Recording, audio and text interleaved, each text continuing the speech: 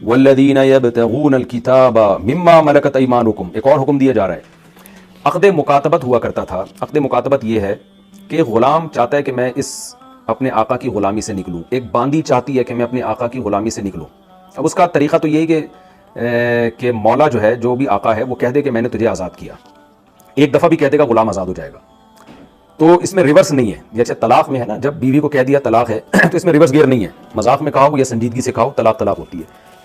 तो तलाक़ में तो अल्लाह ने फिर भी 3 अल्फाज रखे हैं कि 3 दफ़ा कहोगे तो निकाह ख़त्म होगा, लेकिन ग़ुलामी में एक दफ़ा कहने से ही ग़ुलामी ख़त्म हो जाती है। इसी तरह तलाक़ को अगर आप मशरूत कर दें कि फ़लाँ काम किया तो बीवी को तलाक़, तो फ़लाँ काम करते ही तलाक़ हो जाएगी। अब ये अल्फाज भी वापस नहीं हो सकते, तो ग़ुलामी में भी ऐसे ही है कि फ़लाँ काम किया तो तुम आज़ाद हो, तो अब ये अल्फाज भी रिवर्स नहीं हो सकते। तो तलाक़ और ग़ुलामी की आज़ादी, इसमें इस्लाम ने मजाक को भी हकीकत बनाया और हकीकत को भी हकीकत, और ये ऐसे अल्फाज हैं कि इनसे आप पीछे नहीं हट सकते। फ़र्क सिर्फ इतना है कि तलाक़ में क्योंकि मियाँ बीवी का रिश्ता टूट रहा है, उसमें नुकसान का अंदेशा ज़्यादा होता है, तो इसलिए तलाक़ के अल्फाज जब तक 3 दफ़ा नहीं दोहरा लेते तो मुग़ल्लज़ नहीं होती, यानी रिश्ता ख़त्म नहीं होता। 1 और 2 तलाक़ों के बाद रुजू का हक़ रहता है। लेकिन ग़ुलाम को आज़ाद करने में चूँकि इंसानियत का भला है, फ़ायदा है, ग़ुलाम पर एहसान है, तो उसमें शरीयत ने 3 अल्फाज नहीं रखे, एक दफ़ा भी बोल दिया तो हो जाएगा। फिर दूसरी बात यह कि तलाक़ में एक तलाक़ का तरीका होता है खुला। खुला का मतलब बीवी से एग्रीमेंट कर लिया कि भाई तुम मुझे इतने पैसे दे दो तो तुम आज़ाद हो, तो औरत जब इतने पैसे देगी तो वो आज़ाद हो जाएगी, जिसको खुला कहा जाता है। कि कुरान में सूरह बकरा में मैंने डिटेल से बताया ना, फ़ला जुनाहा अलैहिमा फ़ी मफ्तदत बिही, औरत जो फ़िदिया दे के अपनी जान छुड़ाती है, तो मर्द अगर उस फ़िदिया को कबूल कर लेता है तो भी निकाह दोनों के दरमियान ख़त्म हो जाएगा। किसी भी वजह से औरत चाह रही है कि मैंने मर्द, कोई माकूल वजह हो, नहीं रहना चाहती, तो दोनों एग्रीमेंट कर सकते हैं। औरत कह सकती है कि भाई मैं तुम्हें माल यानी अपना महर वापस करती हूँ और उस महर के बदले में मैं फिर आज़ाद हूँ। तो मर्द अगर इस पेशकश को कबूल कर लेता है तो महर लेते ही तलाक़ वाक़ हो जाएगी। ग़ुलामों में ये होता था कि बाज़ दफ़ा मौला को पैसों की ज़रूरत होती है। अब ग़ुलाम जो भी कमाता है ना, वो उसके मौला ही का होता है, ग़ुलाम अपनी किसी चीज़ का मालिक नहीं होता। तो मौला जो था, ग़ुलाम का जो आका था, वो ग़ुलाम या बांदी से एग्रीमेंट कर सकता है अब भी अगर ग़ुलाम बांदियों का रिवाज हो तो, कि भाई इतने टाइम के अंदर अगर तुमने इतने पैसे कमा के मुझे दे दिए तो तुम आज़ाद हो। अब जब ग़ुलाम से ऐसा एग्रीमेंट एक दफ़ा कह दिया ना, ज़बान से एक दफ़ा भी कह दिया, चाहे मजाक में कहो या हकीकत में कहो, तो ये ऐसे उक़ूद हैं जिनमें हकीकत भी हकीकत है, क्योंकि इसका आज़ादी से ताल्लुक़ है ना। तो अगर किसी मौला ने कह दिया कि भाई तुमने 6 महीने में इतने पैसे अगर कमा के मुझे दे दिए तो तुम आज़ाद हो, तो अब ये एग्रीमेंट हो गया, अगर ग़ुलाम ने इसको कबूल कर लिया। अब क्या होगा कि 6 महीने या साल या जो भी टाइम दिया है, ग़ुलाम उतने पैसे कमा के मौला को दे दिए, तो जैसे ही पैसे पूरे होंगे ऑटोमेटिकली ग़ुलाम आज़ाद हो जाएगा। यानी मौला फिर इस पेशकश को वापस नहीं ले सकता कि मैं ये एग्रीमेंट ख़त्म कर रहा हूँ। इसको कहते हैं अक़द मुकातबत। किताबत से निकले, चूंकि ये चीज़ें आमतौर पर लिखी जाती थी ताकि कोई बाद में मुकर ना जाए, दोनों तरफ से ये एग्रीमेंट लिखा जाता था, तो इसलिए, वरना लिखना ज़रूरी नहीं है, ज़बान से भी कह दिए तो भी काफ़ी है। तो इस्लाम ने असल तरगीब तो ये दी कि बग़ैर किसी एग्रीमेंट के और पैसों के मुआहदे के ग़ुलामों को आज़ाद किया जाए। जैसे कि बहुत सारी मकामात पर है, सूरह बलद में आपने पढ़ा कि वमा अदराका मल अक़बा फ़क्कु रक़बा, तुम्हें क्या पता कि इस्लाम की घाटी क्या है। इस्लाम नाम है ग़ुलाम को आज़ाद करने का। तो कुरान में बहुत सारे मकामात पे अल्लाह ने ग़ुलामों को आज़ाद करने की, यानी कुरान और सुन्नत में बहुत सारे मकामात पे अल्लाह ने ग़ुलामों को आज़ाद करने की तरगीब दी। फिर कसम के कफ़ारा, क़त्ल, गलती से कोई बंदा कत्ल हो गया तो उसके कफ़ारे में ग़ुलाम का आज़ाद करना है। ज़िहार कर लिया बीवी से, जिसकी डिटेल 28वें पारे में इंशाअल्लाह आएगी, तो उसका कफ़ारा है ग़ुलाम का आज़ाद करना। इसके अलावा अगर कोई फ्री में आज़ाद नहीं करता तो अल्लाह ताला कहते हैं कि पैसे लेके आज़ाद कर दो। फ्री में तुम आज़ाद नहीं करना चाहते तो चलो, कोई अगर तुम्हें ग़ुलाम तुमसे एग्रीमेंट करना चाहता है ना, वो कहता है मैं तुम्हें 6 महीने या साल में इतने पैसे कमा के दे दूंगा, तो जो ग़ुलाम तुम्हें ये ऑफ़र करे तो इसकी ऑफ़र को कबूल कर लिया करो। वजह क्या है कि इस्लाम चाहता है कि इंसानियत ग़ुलामी से किसी भी बहाने से निकले। फ्री में नहीं निकल रही तो चलो पैसे ले लो, उससे पैसे देके उसकी जान छोड़ दो। तो इसलिए अल्लाह ने इन आयतों में तरगीब दी, वल्लदीना यब्तगूनल किताब, वो लोग जो किताबत यानी अक़द मुकातबत चाहते हैं, मिम्मा मलकत ऐमानुकुम, उन लोगों में जिनके तुम्हारे दाएं हाथ मालिक हैं, यानी ग़ुलामों में जो भी अक़द मुकातबत चाहते हैं, फ़कातिबूहुम, तो उनसे अक़द मुकातबत किया करो। इस पेशकश को ठुकराया ना करो, पैसों को तरजीह दो और इंसान को ग़ुलामी के तौक़ से निकाल दो। इन आलिमतुम फ़ीहिम खैरा, अगर तुम्हें उनमें कोई खैर नजर आती है। वही बात जो पिछले एपिसोड में थी कि ग़ुलाम और बांदी के निकाह में भी अल्लाह ने कहा कि जो इनमें सलाहियत वाले हों उनका निकाह कराओ, क्योंकि गैर मुस्लिमों की बड़ी तादाद ग़ुलाम बनती थी मैदान जंग में, जिन पे कब्जा होता था, और उनमें अखलाकी बुराइयां बहुत ज़्यादा होती थी। तो बाज़ ग़ुलाम और बांदियाँ ऐसे होते थे कि उनके बारे में ख़तरा यह था कि इनको अगर आज़ाद कर दिया तो ये सोसाइटी के लिए नासूर बन सकते हैं, ये क्रिमिनल एक्टिविटीज़ में जाएंगे, ये जराइम में जाएंगे, तो इनका ग़ुलाम रहना ही बेहतर है। होता है ना हमारी सोसाइटी में कुछ लोग ऐसे होते हैं, उनके पास अगर कुछ भी इख्तियारात आ जाएं तो वो अज़ाब जान बन जाते हैं सोसाइटी के लिए। तो इसलिए अल्लाह ने फरमाया कि नॉर्मल जो ग़ुलाम और बांदियाँ हैं वो अगर अक़द मुकातबत कर रहे हैं तो कर लिया करो, लेकिन اگر ان میں تمہیں کوئی خیر نظر آئے, اگر یہ خطرہ ہو کہ بھئی ان کو اگر آزادی ملی یہ تو سوسائٹی کے لیے عذاب بن جائیں گے, یہ تو ناسور بن جائیں گے ہمارے لیے, تو پھر ان سے عقد مکاتبت کرنے کی ضرورت نہیں. آگے اللہ نے فرمایا وَآتُوهُم مِّن مَّالِ اللَّهِ الَّذِي آتَاكُمْ. اب جو غلام اور باندی عقد مکاتبت کر لیں تو عام سوسائٹی کے یعنی سوسائٹی کے عام مسلمانوں کو حکم دیا جا رہا ہے کہ جو بھی غلام یہ عقد کر لے تو تم اس کے ساتھ مالی تعاون کرو, یعنی اسے مجبور نہ کرو کہ اب وہ کمائے پیسہ. مثال کے طور پر ایک غلام کا اپنے مولا کے ساتھ ایگریمنٹ ہوا, غلام نے کہا میں آپ کو 6 مہینے میں 1 کروڑ روپے کما کے دوں گا, تو اس بیس پہ میں آزاد ہوں. مولا نے اس پیشکش کو قبول کر لیا. اب چونکہ 6 مہینے میں اگر غلام یہ نہیں کما سکا تو یہ پھر یہ عقد مکاتبت ختم ہو جائے گا اور وہ پھر غلام کا غلام ہی رہے گا, ساری جو اس نے رقم کمائی تھی ضائع ہو جائے گی اس کی. تو اس لیے قرآن نے کہا کہ جب کوئی غلام یا باندی اس طرح کا ایگریمنٹ کر لے اپنے مولا کے ساتھ تو عام جو سوسائٹی کے جو عام مسلمان ہیں ان کو کہا جا رہا ہے کہ ایسے غلاموں کے ساتھ تم مالی تعاون کیا کرو.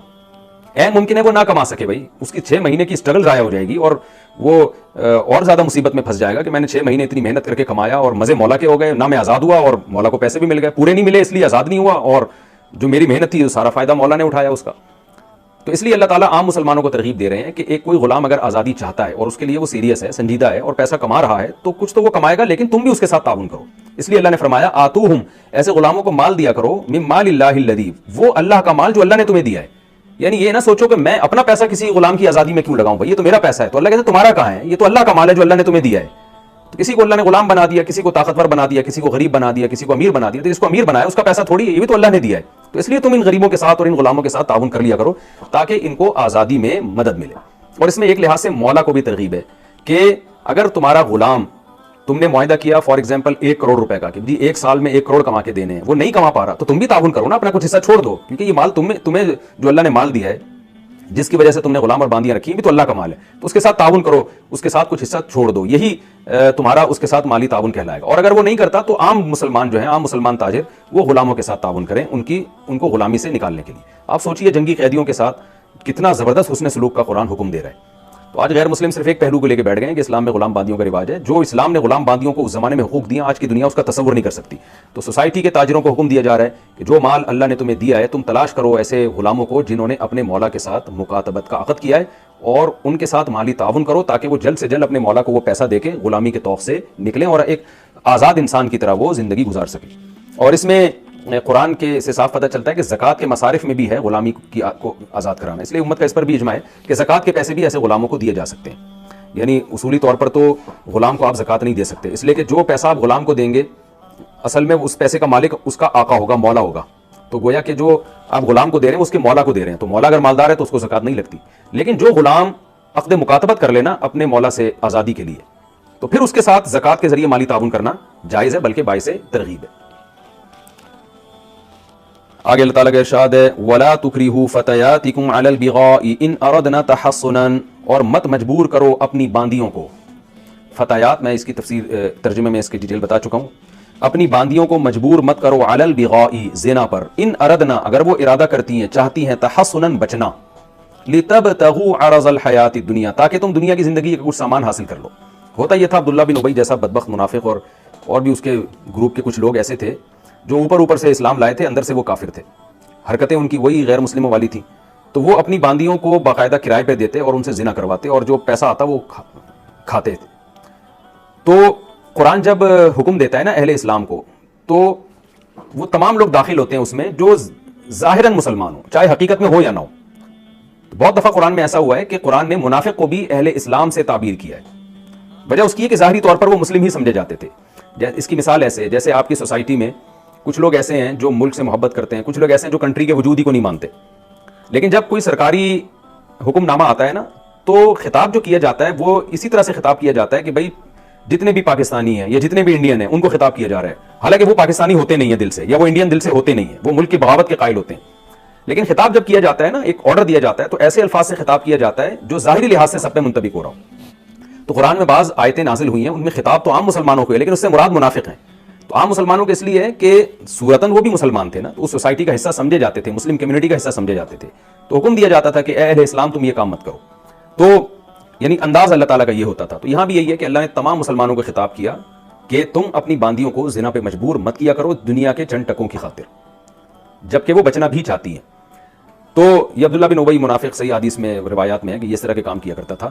اب وہ باندیاں تھیں مجبور, اگر وہ اس زنا پہ آمادہ نہ ہوتی تو نہ وہ بھاگ سکتی تھیں، اور نہ اسلامی سوسائٹی، اسلامی حکومت اتنی زیادہ اسٹرانگ ہوئی تھی اس وقت کہ وہ ان باندیوں کو اس ظلم سے بچا سکتے. ایک طوفان کھڑا ہونے کا خطرہ تھا، تو باندی چونکہ مکمل آقا کے کنٹرول میں ہوتی ہے تو ان کے دفعیہ کی بھی کوئی صورت نہیں تھی. تو پھر قرآن نے منع کیا کہ جس کے بھی ماتحت میں کوئی باندی ہوگی تو اس کو زنا پہ مجبور نہیں کر سکتا، خاص طور پر اس صورت میں کہ جب وہ زنا سے بچنا بھی چاہتی ہیں، پھر تو مجبور کرنا اور زیادہ جرم ہے.